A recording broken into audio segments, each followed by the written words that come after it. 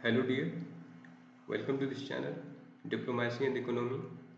आज हम लोग टॉपिक डिस्कस करेंगे। ये चूँकि आपको जो वार चल रहा है वेस्ट एशिया में, उसके डेवलपमेंट के बारे में देखेंगे, उसका परिणाम देखेंगे क्या हो रहा है, उसका इफेक्ट क्या पड़ रहा है इकोनॉमी के ऊपर, as well as international relations देखेंगे हम लोग। अभी तक क्या क्या पॉलिटिकल डेवलपमेंट हुआ है वो देखेंगे हम लोग। ये चीज़ें तो ये आपको इम्पोर्टेंट होगा। UPSC paper 3 under GS 2 and BPSC paper 1 के में आपको इंटरनेशनल रिलेशंस के अंडर आपको इम्पोर्टेंट होगा। चलिए हम लोग डिस्कस करते हैं।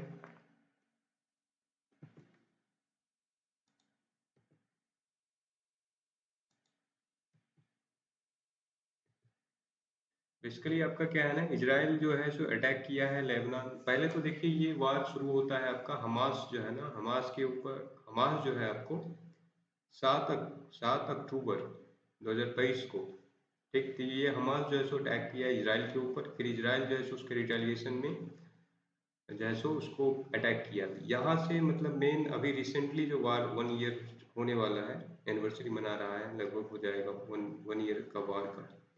तो ये बेसिकली यहाँ से होता है। लेकिन आप पास्ट हिस्ट्री में एक हम वीडियो बनाए हैं, वो आप देख सकते हैं क्या क्या हिस्ट्री है वो। तो अभी जो है सो हुआ क्या है, तो ये जो है सो हमास अटैक किया, उसके बाद इजराइल जो है सो हमास के बहुत सारे लीडर्स को मारा। उसके बाद फिर आपको जो है सो अभी रिसेंटली क्या हो गया है, शिफ्ट हो गया है आपको हिजबुल्लाह का जो टारगेट है, यानी लेबनान। हिजबुल्लाह बेसिकली लेबनान में अपना जो है सो रिसाइड करता है, रहता है वहाँ पे। तो अभी इजराइल का टारगेट जो है सो शिफ्ट हो गया है हिजबुल्लाह की तरफ। ये चीज़ें हैं। हिजबुल्लाह का देखिए प्रेजेंस कहाँ है, तो साउदर्न बेरट बेरूत जो है सो आपका लेबनान का राजधानी है वहाँ पर। तो उसको जो है सो इजराइल टारगेट कर रहा है। जब टारगेट करेगा तो वहाँ पर ऐसा है नहीं कि खाली ये हिजबुल्लाह का ही ग्रुप रहता है, लोग रहता है, तो वहाँ सिविलियन भी है, तो सिविलियन के ऊपर भी टारगेट आपका हो जाता है। ये चीज़ें हैं तो वहाँ। फिर देखिए तो बेडावी रिफ्यूजी कैंप, वहाँ पर एक इजराइल जो है सो ऑल्सो अटैक कर दिया वहाँ बेडावी रिफ्यूजी कैंप के ऊपर, जो नॉर्दर्न लेबनान में है। सबसे पहला देखिए हम लोग मैप देखेंगे, तो मैप देखते हैं।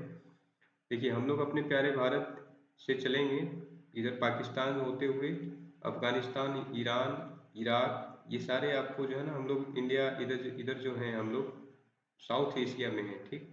साउथ एशिया से हम लोग वेस्ट की तरफ चलेंगे तो यहाँ पाएंगे आपको इराक है, ईरान को क्रॉस करेंगे, इराक मिलेगा, सीरिया, सीरिया के बगल में आपको जॉर्डन, जॉर्डन के देखिए पड़ोसी जो है सो इजराइल है, इधर इधर इजिप्ट भी है। इधर देखिए सी का बात करेंगे तो रेड सी बहुत सारे न्यूज में अभी है आपको। रेड सी हो गया, स्वेज कैनाल हो गया, मेडिटेरेनियन सी, देखिए स्वेज कैनाल कनेक्ट करता है रेड सी और मेडिटेरेनियन सी को। यहाँ से बहुत सारा कार्गो ऑफ शिप जाता है। ट्रेड ट्रेड रूट है ये आपको शिप का, यानी वाटर वाटर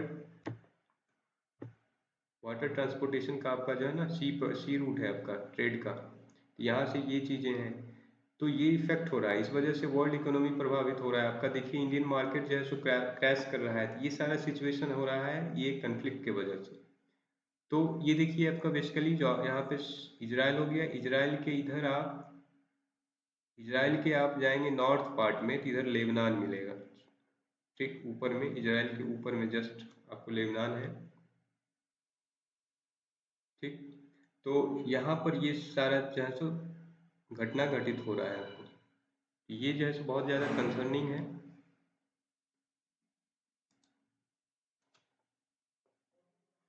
तो यहाँ आपको बेदावी जो रिफ्यूजी कैंप है उसके ऊपर अटैक कीजिए किया इजराइल। तो इजराइल जब अटैक करेगा तो वहाँ पर सिविलियन मारे जाएंगे। हमास का जो है ना, बेसिकली बेदावी रिफ्यूजी कैंप में हमास का प्रेजेंस है आपको, इसलिए जो है सो इजराइल वहाँ पर अटैक किया। हमास देखिए यानी गाजा से शिफ्ट होकर के लेबनान में भी रह रहा है। तो लेबनान में भी कुछ कुछ जगह हो रहा है, तो उसका प्रेजेंस, तो उसके प्रेजेंस को खत्म करना चाह रहा है इजराइल। ये चीज़ें हैं।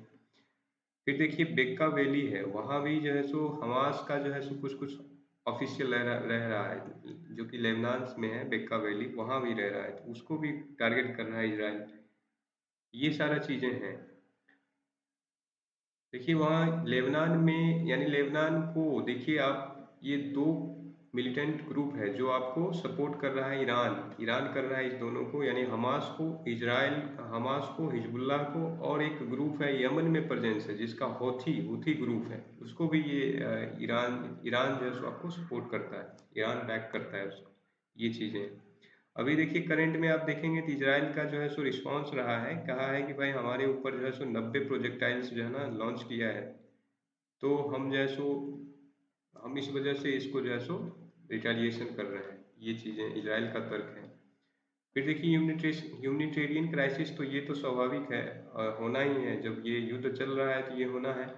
तो अभी देखेंगे ना तो 1400 लेबानीज को इंक्लूडिंग सिविलियन पैरामेडिक्स में मेडिकल स्टाफ हो गए, हिजबुल्ला फाइटर तो है ही, वो भी मारा गया है, बहुत सारा लीडर्स मारे गए हिजबुल्ला के लीडर अभी जो थे नसरल्ला मेन लीडर थे, यानी फाउंडेशन इन्होंने ही किया था, ये इनका भी इनको जो है सो इजराइल ने मार गिराया है। ये सारा चीज अभी डेवलपमेंट हुआ है। अभी देखेंगे तो लगभग डाटा आ रहा है कि 1.2 मिलियन लेबनीज पीपल जो हैं वो जो है सो अपना घर छोड़ कर के दूसरे देश में, दूसरा पड़ोसी कंट्री में, जैसे आपका सीरिया हो गया, सीरिया में तो वहाँ खुद टर्मोइल है, ये जैसे इराक हो गया, ठीक, इराक हो गया, उसका जॉर्डन हो गया, सऊदी अरबिया वगैरह, इधर बहुत सारा कंट्री में जो है लोग शिफ्ट हो रहे हैं। ये चीज़ें यानी माइग्रेशन का प्रॉब्लम आ रहा है, तो ये चीज़ें हैं। फिर देखिएगा तो calls for cease fire international जो है सो जितने बहुत सारे हैं, बहुत सारे ग्रुप, जैसे यूएन है, तो यूएन का तो अभी मजाक ही देखिए बना के रख दिया है इसराइल ने। इसराइल जो है सो यूएन के जो चीफ हैं एंटोनियो गुटरेस, उन्हीं के ऊपर देखिए जो है सो मतलब पर्सोना नन ग्राटा का क्लेम लगा दिया है, यानी पर्सोना नन ग्राटा मतलब हुआ कि अनवेलकम मैन, इनको बता दिया है, उनको बोला है कि भाई हमारे कंट्री में आप आएंगे तो जेल में डाल देंगे। तो ये चीज़ें हो रहा है, यानी यूनाइटेड नेशंस का तो धज्जी उड़ा के रख दिया इसराइल ने। ये सब पॉलिटिकल डेवलपमेंट कह सकते हैं हो रहा है इंटरनेशनल लेवल पे। तो ये जो है सो जब आप इंटरनेशनल जितने भी इंस्टीट्यूशन है, अगर आप उसको जो है सो इस तरह से आप बेनकाब करेंगे, तो इसमें जो है सो लोगों का जो है ना विश्वास कम होगा इंस्टीट्यूशन के प्रति, तो फिर चाओस का स्थिति आ सकता है, यानी वेरी टर्मोइल स्थिति आ जाएगा फिर तो। अभी रिसेंटली देखिए एक डेवलपमेंट हुआ है, फ्रेंच का प्रेसिडेंट जो है इमानुअल मैक्रोन, इन्होंने जो है सो अपना जो आर्म डिलीवरी जो करते थे इसराइल को, तो इन्होंने जो है सो बोला है कि हम इसको अब नहीं करेंगे, यानी इंड कर देंगे। तो ये चीज़ें हैं, तो इसके वजह में देखिए, इसके बदले में आप देखेंगे तो देखिए अभी इसराइल के जो प्रेसिडेंट हैं इन्होंने जो है सो एक स्टेटमेंट दिया है, देखिए सुनिए आप लोग। I have a message for President Macron. Today, Israel is defending itself on 7 fronts against the enemies of civilization. We're fighting in Gaza against Hamas, those savages who murdered, raped, beheaded, and burned our people on October 7th. We're fighting in Lebanon against Hezbollah, the most heavily armed terror organization in the world, which was planning an even greater massacre than October 7th on our ये northern देख रहे हैं border, इन्होंने and जैसे that has Macron को rocketed जो है सो, Israeli towns and cities for nearly a year.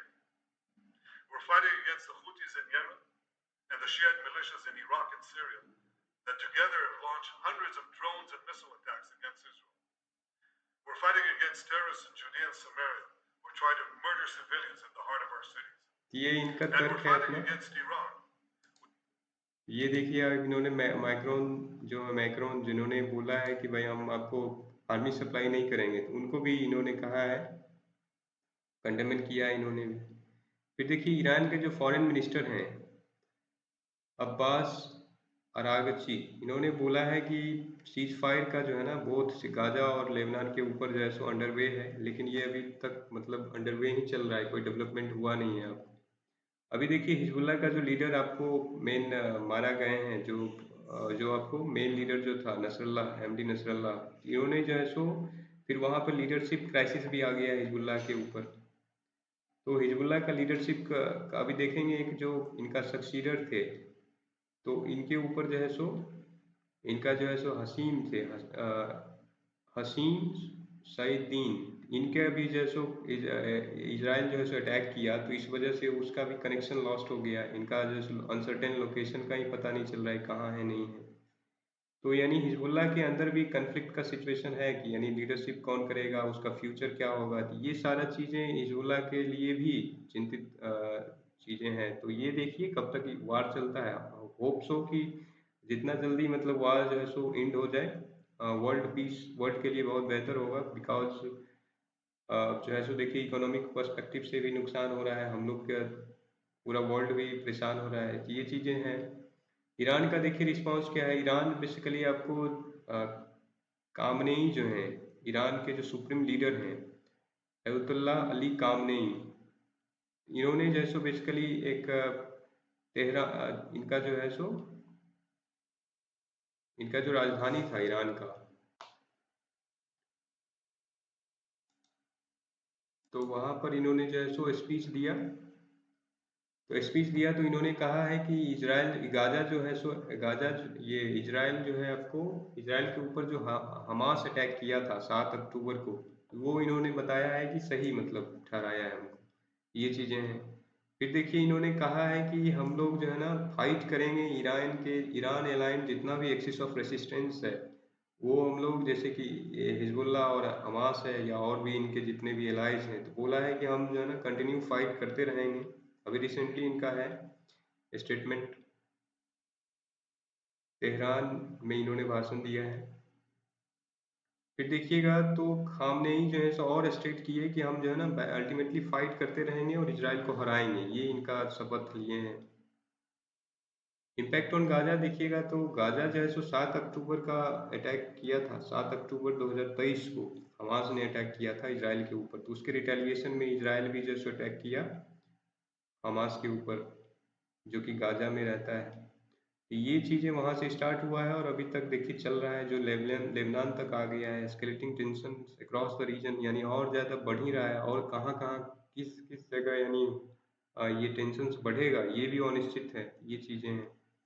फिर continued calls for cease fire, ये तो प्रयास में है लेकिन ये कोई रिजल्ट नहीं मिल रहा है। देखिएगा इंटरनेशनल रिएक्शन में तो फ्रांस जो है सो आर्म डिलीवरी रोका है, ईरान जो है सो सपोर्ट कह रहा है कि भाई हम हिजबुल्ला और हमास को और ज़्यादा करते रहेंगे जिससे कि ये कंटिन्यू फाइट रखेंगे, ये चीज़ें हैं। तो ये तो और एक्सकेलेटिंग सिचुएशन बता रहा है। फिर ब्रिटेन का देखिएगा हैंड, तो ब्रिटेन बोला है कि हम कुछ आर्म जो है ना जो एक्सपोर्ट नहीं करेंगे इजराइल को, ये चीज़ें वो कहा है।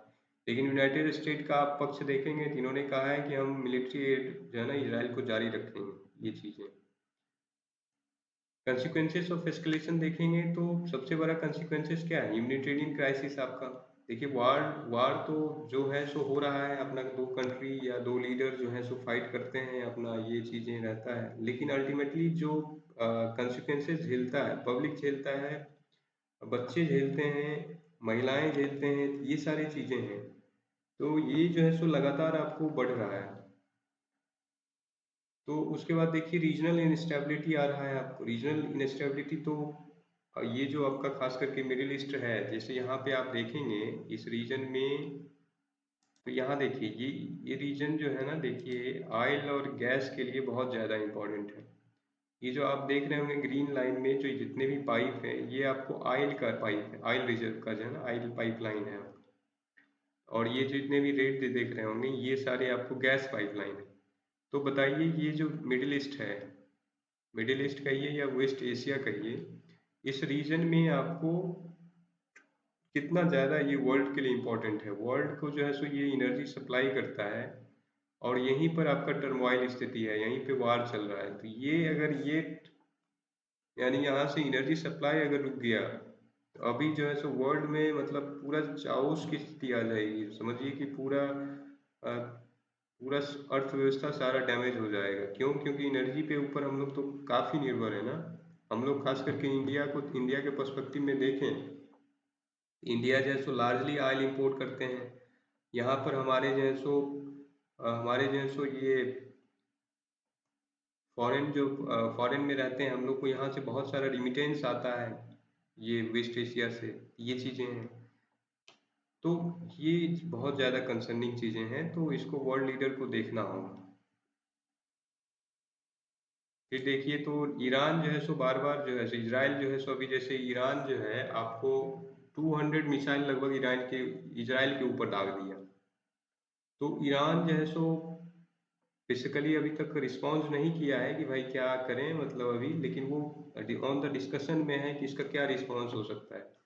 तो ईरान का जो है सो टारगेट रहता है, इजराइल का टारगेट है, मान लीजिए अगर कहीं न्यूक्लियर कहीं आपको न्यूक्लियर जो ईरान का जो ईरान जो है सो न्यूक्लियर जो अपना डेवलप कर रहा है न्यूक्लियर मिसाइल वगैरह, तो ईरान अगर मान लीजिए इजराइल जो है सो अगर अटैक करता है तेहरान में, ईरान का कैपिटल में, तो यहाँ ये सिचुएशन बहुत ही कन्फ्लिक्ट, बहुत ही और ज़्यादा मतलब जो है ना रीजनल कन्फ्लिक्ट को और ज़्यादा बढ़ावा दे देगा। फिर यानी मान लीजिए अगर ये पहला रूट अगर मान लीजिए नॉर्थ रूट से भेजता है तो ये इसको जाना होगा कहाँ से, टर्की के ऊपर से जाना होगा। तो ये चीज़ें मान लीजिए फिर टर्की का इन्वॉल्वमेंट आएगा।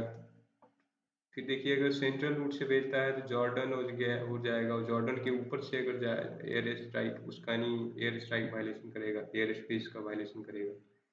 तो ये सारा चीज़ें अगर सऊदी अरबिया, इराक और कुवैत का अगर रूट यूज करता है इसराइल, तो यहाँ से फिर देखिए सऊदी अरब, इराक, कुवैत ये सारे जो है सो कंट्री मतलब कंसर्निंग हो जाएगा, यानी हाई अलर्ट में आएगा। तो ये बहुत ज़्यादा मतलब टर्मोइल की स्थिति आएगा। ये समझिए कि वर्ल्ड एक लार्ज फिर इन्वॉल्वमेंट ऑफ इन्वॉल्वमेंट हो जाएगा, पॉलिटिकल रूप से बहुत ज़्यादा ये डिफिकल्ट हो जाएगा फिर इजराइल के लिए भी और वर्ल्ड के लिए तो होगा ही। ये चीज़ें हैं। आप तो कि इकोनॉमिकल इम्पैक्ट तो पूरा वर्ल्ड झेल ही रहा है। वजह देखिए ये है कि ये जो आपका ट्रेड रूट है, यहाँ से देखिए तो अफ्रीका ट्रेड करता है इसी सीवेज कैनाल वगैरह से होकर के मेडिटेरेनियन, यहाँ से देखिए यूरोप में पहुँचाता है सारे सामान को। फिर देखिए साउथ अमेरिका से ट्रेड रूट इधर से जाता है यूरोप से होते हुए इंडिया वगैरह की तरफ जाता है। ये चीज़ें हैं। नॉर्थ अमेरिका से इधर से ट्रेड वगैरह इसी रूट से होता है। ये मतलब बहुत ही ज़्यादा इम्पोर्टेंट पॉइंट है, इम्पोर्टेंट आपका ये ट्रेडिंग रूट है, सी ट्रेडिंग रूट। तो इसको जो है सो प्रभावित हो रहा है इस जगह से। एक तो आपका यूक्रेन और रशिया के वजह से ऑलरेडी ऑलरेडी आपका जो है सो इकोनॉमिक क्राइसिस आ रहा है। रसिया में यूक्रेन जो वगैरह था वहाँ पर आपका व्हीट वगैरह का प्रोडक्शन अच्छा खासा होता था, इस वजह से देखिए। और यहाँ पे एक आपका आ जा रहा है वेस्ट एशिया में ऑयल क्राइसिस आ रहा है, ये बहुत ज़्यादा कंसर्निंग है। फिर देखिएगा इम्पैक्ट ऑन इंडिया, तो इम्पैक्ट इंडिया के लिए तो बहुत ही ज़्यादा हो रहा है। अभी आप रिसेंटली देख रहे होंगे मार्केट क्रैश भी हो रहा है, मार्केट भी आपको नीचे आ रहा है। तो ये भी आपको एशिया का ही वेस्ट एशिया का ही आपका इम्पैक्ट हो रहा है। ठीक। अभी देखिए हम लोग जो है सो ऑयल इंपोर्ट करते हैं, ऑयल इंपोर्ट करते हैं, अगर वहाँ ये वेस्ट एशिया में और ज़्यादा एक्सकलेट होता है पॉलिटिकल, और ज़्यादा मतलब टर्मोइल वहाँ होता है, तो लार्ज स्केल में कहीं वार फैलने का संभावना हो जाएगा। तो वो ऑयल सप्लाई चेन प्रभावित होगा। ऑयल सप्लाई चेन अगर प्रभावित होगा, फिर आपका प्राइस जो है सो हाइक्स होगा, प्राइस बढ़ेगा उसका ऑयल का। तो ये आपको हम लोग के लिए इकोनॉमिक डिस्ट्रप्शन लाएगा। फिर देखिएगा तो हम लोग को रिमिटेंस आता है, इंडिया जो है ना लार्ज डायस्पोरा जो है सो यहाँ पे रहता है, सऊदी अरब हो गया, यूनाइटेड अरब अमीरात हो गया, यहाँ से हम लोग को बहुत सारा आपको रिमिटेंस आता है। अभी ऑलरेडी देखिए हम लोग $28 मिलियन का ट्रेड डिफिसिट में चल रहे हैं। तो और ज़्यादा ये ट्रेड डिफिसिट बढ़ सकता है अगर ऐसे रिमिटेंस हम लोग का घटेगा तो। ये चीज़ें रहेगा जो कि आपको हमारे इंडियन इकोनॉमी को प्रभावित करेगा। अल्टीमेटली आम पब्लिक हम लोग जो है सो प्रभावित होंगे। आगे हम लोग रोड अहेड या कंक्लूजन का बात करें तो सबसे देखिए पहला ये है कि वार जो है सो हम लोग जो है सो एज ए इंडियन डिप्लोमेसी भी हमारे जो है सो एस जयशंकर साहब या हमारे गवर्नमेंट का भी पक्ष रहा है कि डिप्लोमेसी एंड डायलॉग के द्वारा चीज़ों को सुलझाइए। ये चीज़ें हैं और ये सच है भी, क्योंकि आप वार जो है सो कोई चीज़ का सोल्यूशन है नहीं अब। तो ये जो है सो वार देखिए अल्टीमेटली जो है सो ह्यूमैनिटेरियन क्राइसिस को जन्म दे रहा है। तो इसको जल्द से जल्द एड्रेस करना होगा वर्ल्ड लीडर को। और इसमें जो है सो मेन देखिए क्या है ना कि बहुत सारा आपको जियो पोलिटिकल इन्वॉल्वमेंट वहाँ पर हो गया है। वन पार्टी वहाँ इन्वॉल्व है नहीं उस रीजन में, मल्टी फेसेड अप्रोच लेकर के इसको सॉल्व करना होगा। इंटरनेशनल लीडर्स को इंटरवीन करना होगा जल्द से जल्द। सारे जितने भी वहाँ के जो रीजनल लीडर्स हैं, रीजनल प्लेयर्स हैं, उसके साथ आपको बैठ बैठ करके सारे जो मसला है उसको सुलझाना होगा। ये चीज़ें जल्द से जल्द सुलझाया जाए, इस पे वर्ल्ड लीडर्स को ध्यान देना होगा। ये चीज़ें हैं। Thank you once again. Video को जितना हो सके लाइक करें, शेयर करें अपने दोस्तों के साथ। Thank you once again. जय हिंद।